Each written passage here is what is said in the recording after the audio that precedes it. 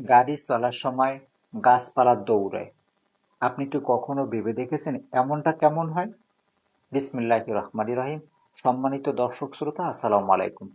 আপনাদের সবাইকে শুভেচ্ছা জানাচ্ছি জানা বিষয় চ্যানেলের পক্ষ থেকে। বরাবরের মতো আজও আমি আপনাদের সম্মুখে হাজির হয়েছি একটু অজানা এবং কৌতূহল বিষয় নিয়ে।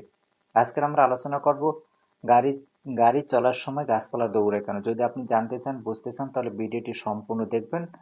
চলুন তাহলে মূল আলোচনায়। আমরা যখন গাড়িতে থাকি তখন গাড়ি যখন গতিশীল অবস্থায় থাকে তখন গাছপালাকে মনে হয় যেন দৌড়াচ্ছে। এর কারণ হলো আপেক্ষিক গতি।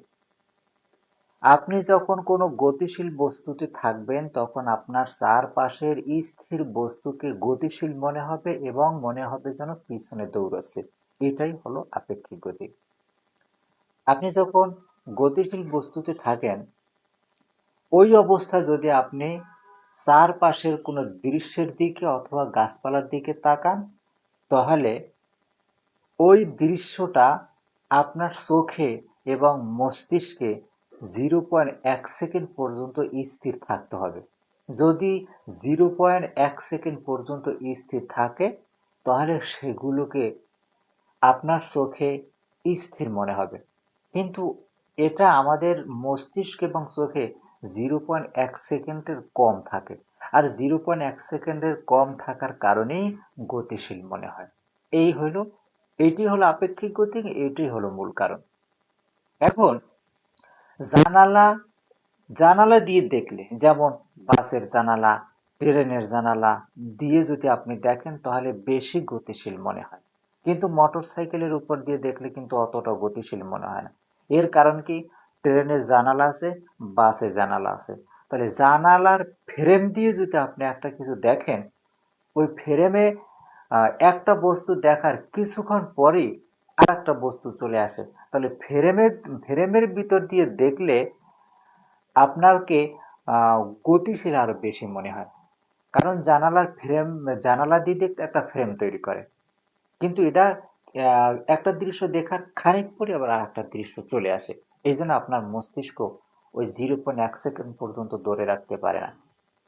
তবে আর একটা কারণ হইলো, তাহলে আমরা যখন একটা গতিশীল বাসের উপরে থাকি, আমাদের পাশ দিয়ে যদি একই গতিতে যদি আরো একটা বাস যায় তাহলে তাকে তো স্থির মনে হয়।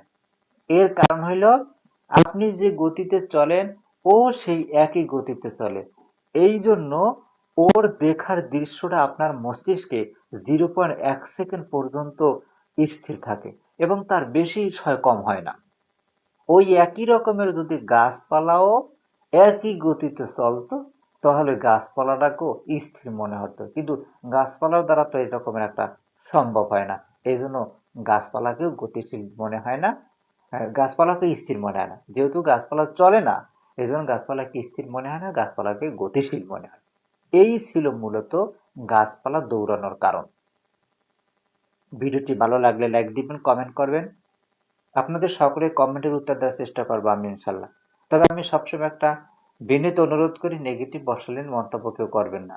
জানা বিষয় চ্যানেলের সাথে থাকুন, কারণ জানা বিষয় চ্যানেল সবসময় অজানাকেই জানানো থাকে। জানা বিষয় চ্যানেল সবসময় সহজ সরল যুক্তিভিত্তিক তথ্যভিত্তিক বিজ্ঞানসম্মত মানসম্মত আলোচনা করে। কিন্তু এক্ষেত্রে আপনাদের সকলের সহযোগিতা আমার একমাত্র কাম্য। সকলের সুস্বাস্থ্য কামনা করে এবারের মতো বিদায় নিচ্ছি। আল্লাহ হাফিজ। দেখা হবে পরবর্তী কোনো ভিডিওতে।